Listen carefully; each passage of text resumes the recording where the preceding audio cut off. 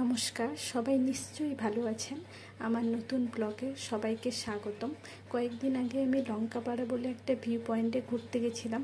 আগে যখনই পাহাড়ে যেতাম তখনই মনে হতো ওখান থেকে চা পাতা তুলে নিয়ে এসে যদি প্রসেসিং করি কেমন। তারপর ওখানে একজন লোকাল কাকু ছিল, ওনার কাছ থেকে পারমিশন নিয়েছিলাম এবং এটাও জেনে নিয়েছিলাম কিভাবে পাতা থেকে চা বানানো হয়। তারপরে উনিও কিছু পাতা তুলে দিয়েছিলেন, ওখান থেকে পাতা তুলে নিয়ে আসছিলাম, অল্প করেই তুলে নিয়ে আসছিলাম, কারণ বেশি নিয়ে আসবো পরে চা পাতা থেকে চা বানাতে পারবো না, পাতাগুলো নষ্ট হয়, কেমন লাগে না। তারপর ওই পাতাগুলো বাড়িতে নিয়ে আসি এবং ভালো করে বেছে নিই, পরিষ্কার করে নিই, কারণ ওর মধ্যে পোকা থাকতে পারে। আর ওই পাতাগুলো থেকে ডাঁটাগুলোও অল্প তুলে নিয়েছিলাম। তারপর পাতাগুলোকে স্টিম করে নিয়েছিলাম। কাকুই বলছিল যে হালকা করে স্টিম করে নিতে, প্রায় 2 মিনিট মতো স্টিম করে নিয়েছিলাম।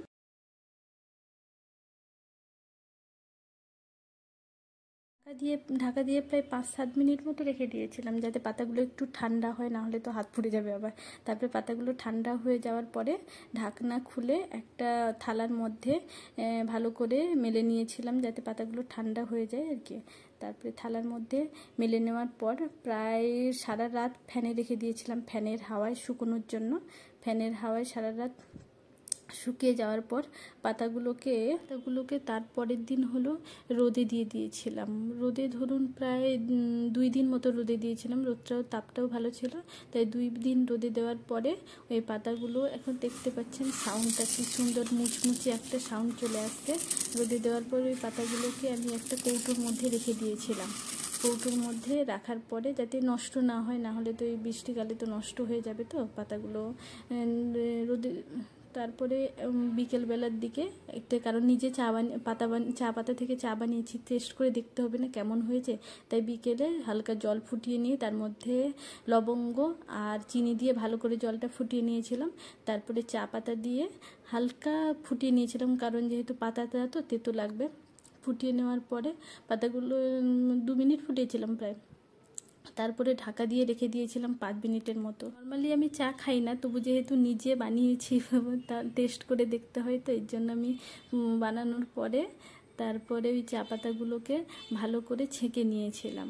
ছেঁকে নেওয়ার পরে কালারটা দেখবেন কত সুন্দর হয়েছিল, আর টেস্টও মোটামুটি খারাপ ছিল না, টেস্ট তো ভালোই ছিল, খেতেও ভালো লাগলো, আর স্মেলটা তো দারুণ ছিল। পুরো দোকানে যে চা পাতা কিনলে একটা 1500 টাকা করে কেজি হয়, ওই চায়ের পাতাটার মতো পুরো স্মেলটা ছিল।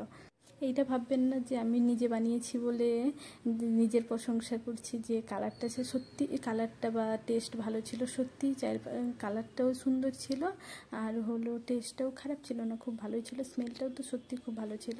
তারপর কি আর ওই বিকেলে হলো খেয়েছিলাম, বিস্কিটের সঙ্গে খেয়েছিলাম, খেতে বেশ ভালোই লাগলো। তারপরে আমার এই ভিডিওটা যদি ভালো লেগে থাকে তাহলে একটা লাইক করবেন এবং কেমন হয়েছে কমেন্টে জানাতে কিন্তু ভুলবেন না। আর আপনাদেরও যদি কোনো বন্ধু বান্ধব থাকে যারা এরকম পাহাড়ে প্রতিনিয়ত ঘুরতে যায়, তাহলে ওদের মধ্যে শেয়ার করে দিবেন, যাতে ওরাও পাহাড় থেকে চা পাতা তুলে নিয়ে এসে প্রসেসিং করে চা বানিয়ে আপনাকে খাওয়াতে পারেন। ঠিক আছে, আজকের মতো এতটুকু। দেখা হবে আবার নতুন কোনো এক ব্লগে। নমস্কার, সবাই ভালো থাকবেন।